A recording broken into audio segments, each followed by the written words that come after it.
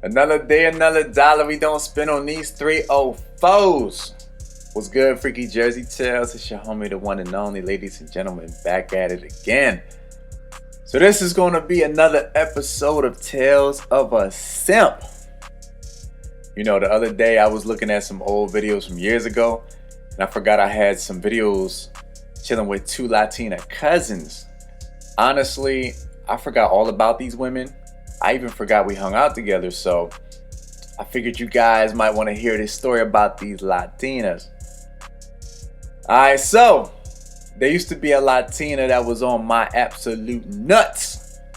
Let's call her Yo-Yo. And to be honest, I wasn't really feeling Yo-Yo like that. She's light-skinned, mad pretty in the face, has some freckles, she has a perfect white smile. But let's just say her body didn't look so nice. Let's just say she's the type that would probably put barbecue sauce on top of a Three Musketeers bar. You know what I'm saying? To be honest, I don't know why I stayed in contact with her. She contacted me about every single day to tell me good morning. She was a very polite Latina, very soft-spoken and positive, but she was boring as fuck. I stopped answering her calls because all she wanted to talk about was her husband that had passed away. And no disrespect to the dead, but I don't want to hear about that all the damn time. Also, she would always nag me about not having a girlfriend. She'd always say, "Oh, you need to have a girlfriend. I can't believe you don't have a girlfriend. Why don't you have a girlfriend?" I said, "Because I don't want one. Please stop asking me. You ask me this question every single day." I said, "Since you like relationships so much, go get yourself a boyfriend." She said no because her husband recently passed away, so it's too early for her to date. I never told her this, but at the time, I had different girls coming in and out of my rotation like clockwork. But anyways, Yo-Yo will often invite me to chill with her on Fridays and Saturdays, but I'd always respectfully decline because I wasn't interested or because I would chill with one of the girls in my rotation. No matter how many times I told her no thank you, she still continued to ask me to hang with her. So a month or two later, I was bored as hell and Yo-Yo hit me up with the "Hey, what are you doing tonight?" text message, and I told her that I'm just laying in bed doing nothing. Then she instantly called me and said that we should go out to eat. So to be real, I was making some excuses. I'm like, I really don't feel like getting out of bed. Yo-Yo was like, come on, get out the house, come on. So I'm like,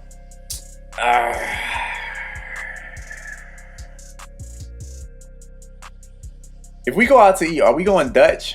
She's like, you want to go Dutch? Yeah, we can do that. Come on. So we went to a restaurant that was about 15 minutes away from me, and she drove like 45 minutes to get there. So we had a cool little time, and afterwards we just chilled in her car and jammed out to some music on the radio. She was telling me that I should hang out with her more often. She said that her and her cousin had been going to some new club on the weekends and I should go with them.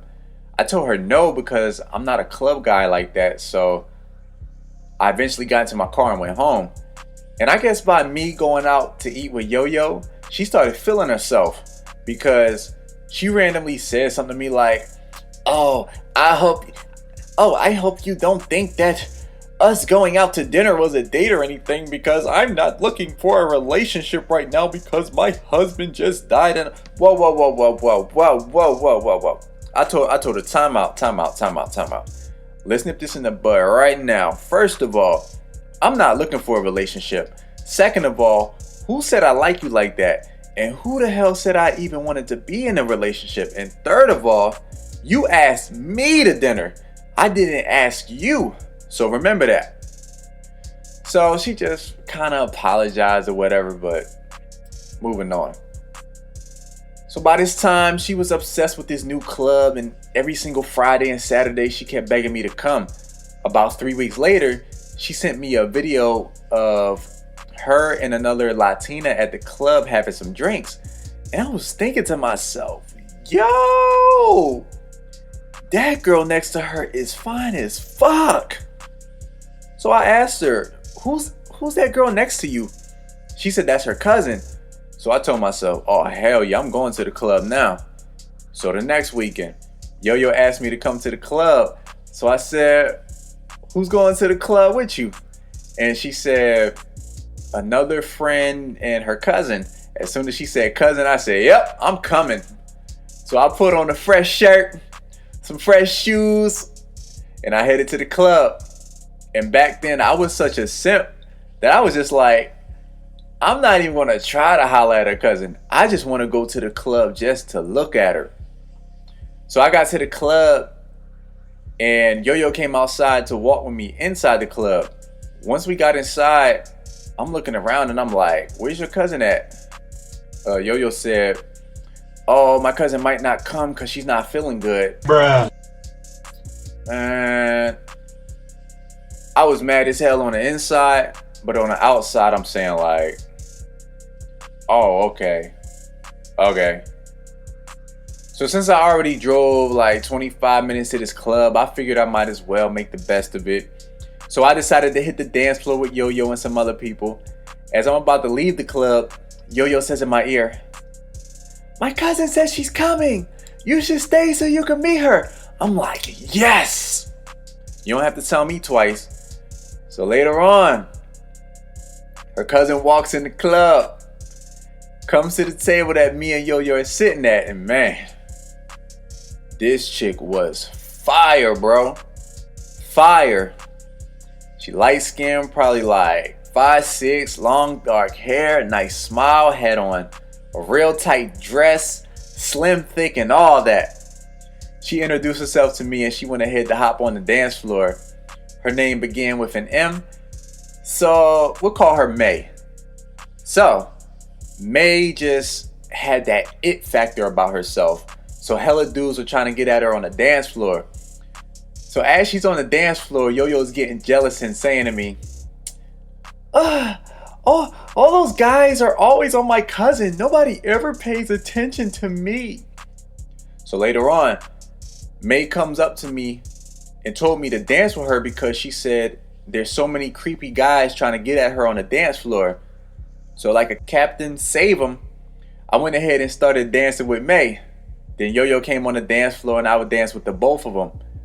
Whenever a guy walked up to May, she always ran up to me saying, help me, my superhero. And yes, she really did call me her superhero. And every time she called my name, I would put on my simp cape and I'd go on to save her. So to make a long story short, I would go to the club every weekend just so I could dance with May and stare at her. So one weekend at the club, me and Yo-Yo were sitting at the table and Yo-Yo says, you have a crush on my cousin, don't you? And I'm like, yes, I do. She said she could tell by the way I look at her. And then she starts complaining again, saying how all the guys want May and nobody pays attention to her.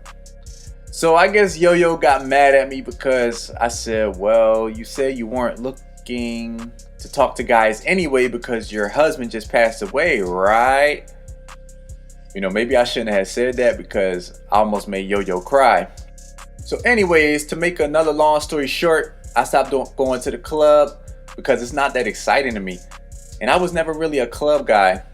Then about a week or two later, I got a message on Facebook and you won't believe who it was. It was sexy ass May. She was basically saying she found me on Yo-Yo's page, so she decided to add me as a friend. So after talking to her for a little bit, your boy FJT ended up copping them digits. So to make another long story short, Yo-Yo was upset because she found out that me and May started hanging out together. So Yo-Yo stopped texting me and she unfriended me on Facebook, which was hilarious, by the way. So me and May started going out to restaurants, malls, and convenience stores together. Sometimes I pay, sometimes she would pay, you know what I'm saying? That was cool, but there was only one little problem. May wasn't trying to let me clap those cheeks. And her excuse was she doesn't want to because her cousin likes me. I said, May, come here. Let me tell you something. Come closer. Closer. Come on, come on. Come a little closer. Are you listening? You listening? Fuck your cousin. How many times do I have to tell you that me and your cousin were never talking? I never even liked your cousin like that. So what the fuck does your cousin have to do with me?